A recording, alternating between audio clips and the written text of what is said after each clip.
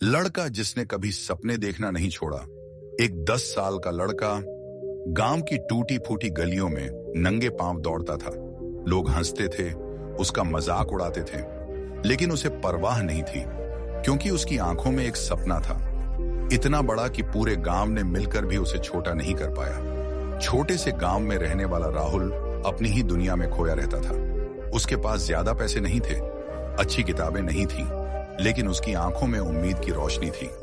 जब बाकी बच्चे खेलते, वह पुराने अखबारों से नए नए आइडिया सीखने की कोशिश करता। गांव वाले हंसते थे, तेरी किस्मत में सिर्फ ये कच्ची सड़कें लिखी हैं। लोग ताने मारते थे, लेकिन राहुल के कानों तक ये बातें नहीं पहुंचती थीं, या शायद वो इन्हें अनसुना कर देता था। वह रात को छत पर लेटकर आसमान देखता और खुद से कहता, एक दिन मैं भी उड़ूंगा, एक दिन ये सितारे मेरे सपनों की कहानी लिखेंगे। समय बीतता गया, राहुल बड़ा हुआ, लेकिन हालात नहीं बदले। स्कूल जाना मुश्किल था, पढ़ने के लिए पैसे नहीं थे, लेकिन उसने हार नहीं मानी। वह रातों में स्ट्रीट लाइट के नीचे बैठकर पढ़ता।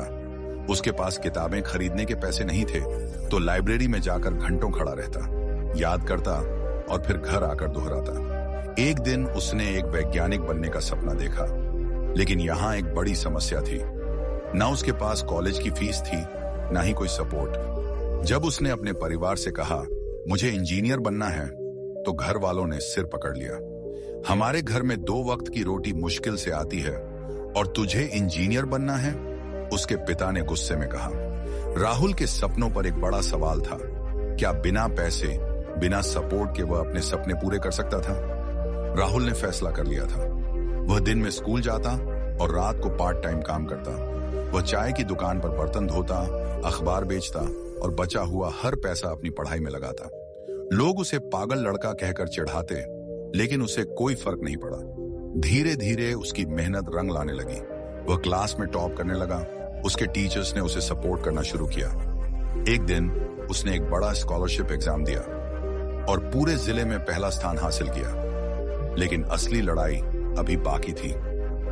जिस दिन राहुल का कॉलेज का पहला दिन था, उसकी मां ने उसे एक पुराना बैग दिया और कहा, बेटा, हमारे पास तुझे देने के लिए बहुत कुछ नहीं है, लेकिन तेरा सपना ही हमारी सबसे बड़ी दौलत है।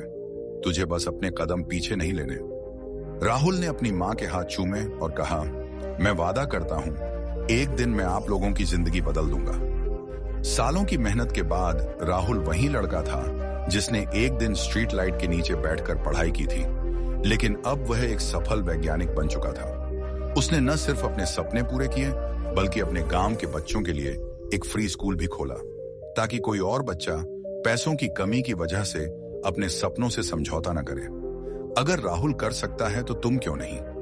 क्या तुम भी अपने सपनों को लेकर इतने ही जुनूनी हो? अगर हां, तो आज से अपने सपने का पहला कदम उठाओ, क्योंकि जो लोग सपने देखना नहीं छोड़ते, वही दुनिया बदलते हैं। अगर ये कहानी तुम्हें पसंद आई तो इसे शेयर करो और अपने सपनों को हकीकत बनाने का पहला कदम उठाओ।